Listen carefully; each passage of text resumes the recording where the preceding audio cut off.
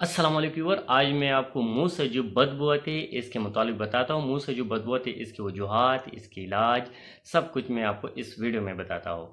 मुंह से बदबू आती है आजकल एक आम सा मसला बन चुके हैं। तकरीबन 50% लोग इसमें इन्वॉल्व है।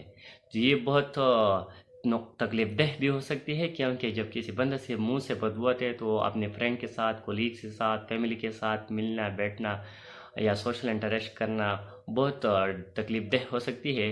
तो इसलिए इसको प्रॉपर इलाज करना चाहिए। लेकिन इसके इलाज से पहले इसके वजूहात को जानना चाहिए कि इसकी वजूहात क्या है।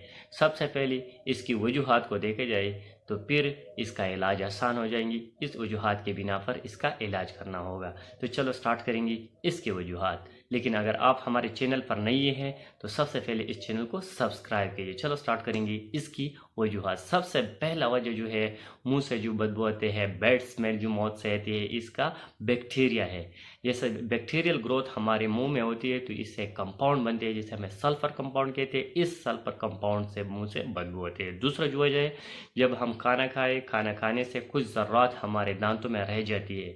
जब हम अपने दांतों की प्रॉपर सफाई नहीं करते, ब्रश नहीं करते, मिसवाक नहीं करते, तो इससे ज़र्रात की वजह से, इस दांतों की प्रॉपर सफाई न करने की वजह से, ओरल हाइजीन का ख्याल नहीं रखने से, जैसे कोई डेंचर हमें लगी है दांत की, तो इसकी सफाई न करने से हमारे मुंह से बैड स्मेल और बदबू आना शुरू हो जाती है। साथ ही तीसरा जो वजह है वो स्ट्रेस और एंजाइटी भी है।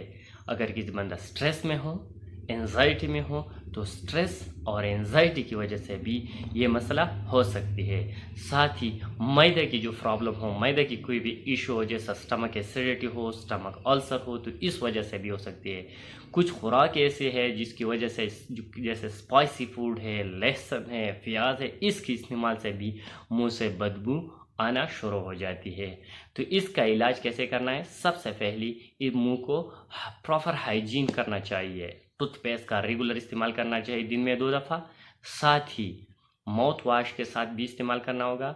साथ ही अगर आपकी मुंह से बदबू आती है तो आप ग्रीन चाय जैसे इस्तेमाल करना है, नीर गर्म पानी के साथ कुल्ली करना चाहिए। मेसवाक का प्रॉपर इस्तेमाल करना चाहिए। टूथपेस्ट को रेगुलर इस्तेमाल करना चाहिए।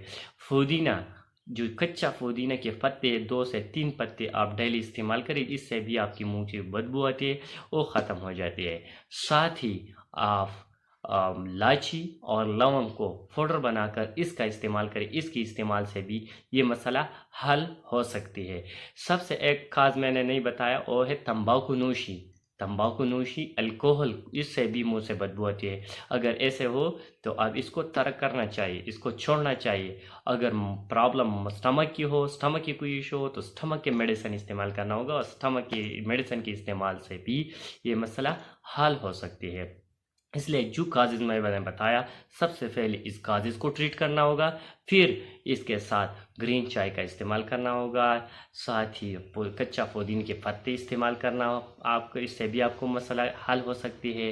कच्चे पुदीने के साथ आप लौंग और इलायची की जो पाउडर बनाकर इसके साथ ये इस्तेमाल करें। साथ ही जो मैंने बताया, नीम गर्म पानी से कुल्ली करना। सबसे अहम मसला जो आपके मसले के हल जो है वो है मिसवाक करना।